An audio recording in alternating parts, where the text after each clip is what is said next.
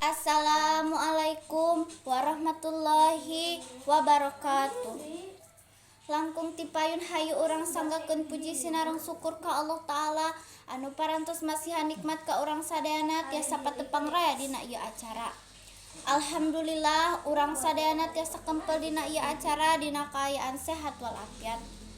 Para hadirin anu kusum kuring dipika hormat, dina dinten ieu sim kuring bade ngadugikeun kumaha pentingna urang ngajaga lingkungan urang sadayana. Urang sadaya kedah wajib ngajaga lingkungan urang sadayana sangkan urang sadayana dijauhkeun tina sagala nu ngaran panyakit. Kumargi kitu urang kedah ngalaksanakeun kabersih hidup sehat sadi dinten ku acara anu sehat oge. Sapertos meresihan awak sorangan.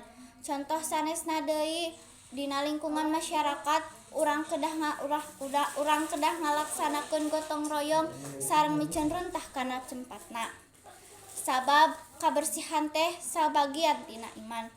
Lamun saupami sadi dinten urang tiasa ngajaga kabersihan, insyaallah awak urang oge bakal bersih. Urang kudu mika cinta kana kabersihan supaya urang dijauhkeun tina ngaranna panyakit. Sakitu anu kapihatur hapunten anu kasuhun sanaos mangsa kedeg mugi aya manfaatna kanggo urang sadayana. Wassalamualaikum warahmatullahi wabarakatuh.